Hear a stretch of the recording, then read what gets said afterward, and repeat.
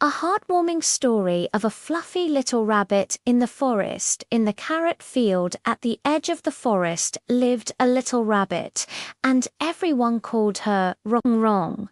She was covered with snow-white fur, as if wrapped in a layer of freshly fallen snowflakes. Her long ears were tinged with a light pink when she ran. Her ears bounced back and forth. With a gentle push of her hind legs, she could jump far away, and even the wind couldn't catch up with her.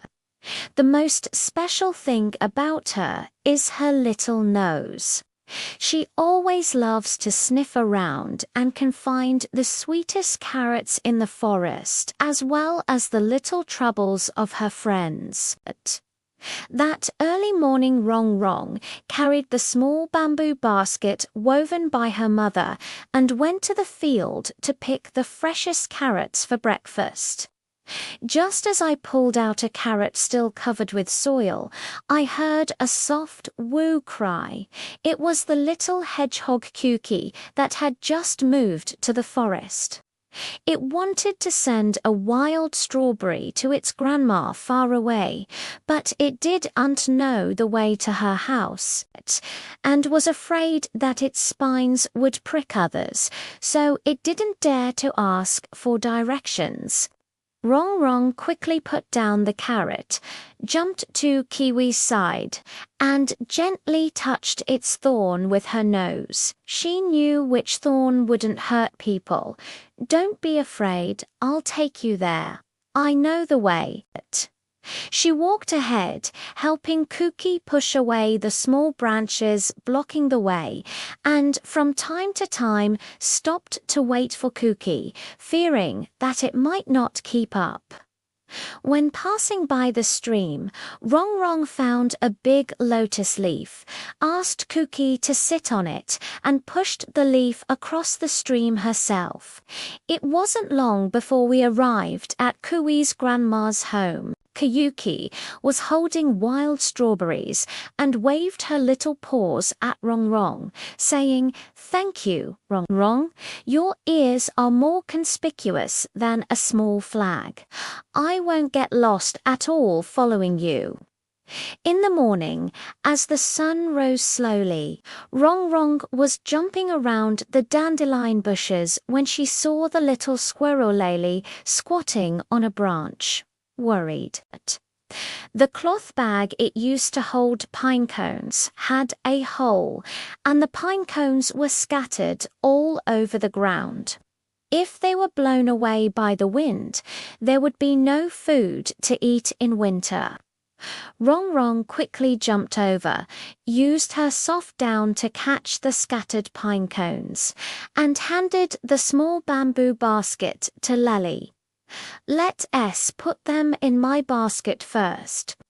Mum said this basket is very sturdy." Lalube put the pine cones into the basket and deliberately picked the biggest one to give to Rong Rong Rong.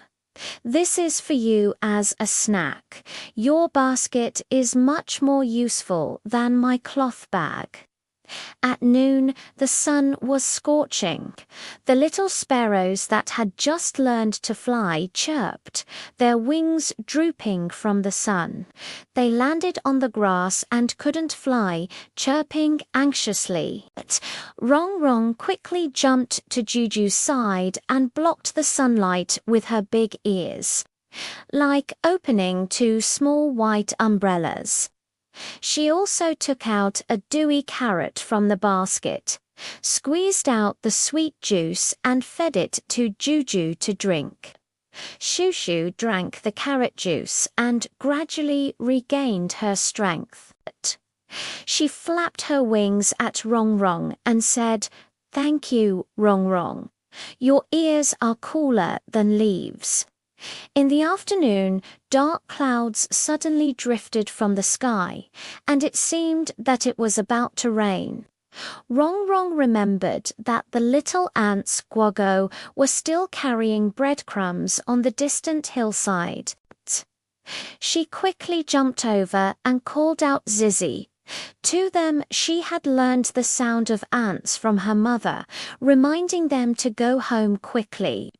He also helped the fruit put the breadcrumbs into the small bamboo baskets and sent them back to the ant nest. Guoguo shook its antennae at Rongrong and put a small piece of breadcrumbs in the basket, as if giving her a small gift. In the evening, the setting sun died. The forest orange dread Rongrong was sitting in the carrot field, surrounded by Kuki, Lele, and Juju. They were sharing carrots, pine cones, and wild strawberries. Rongrong bit into the sweet carrot, looking at the smiling faces of her friends. Her ears swayed gently, and her heart felt warm. Suddenly, she felt that running fast was not just for jumping and playing, but also to help everyone deliver things, shield from the sun, and pass on messages. It was much happier than eating carrots alone. It turns out that even a tiny rabbit can, with its own enthusiasm and agility, become a little sun in the forest, bringing warmth and safety to every friend. When the moon rose, Rongrong was still bouncing along the path by the field, her snow-white fluff gently twinkling in the moonlight like a moving little cotton ball. The forest was quiet, with only the chirping of insects and the soft footsteps of Rongrong.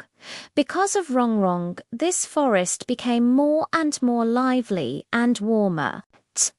Such days were sweeter than sweet carrots and more comfortable than soft down.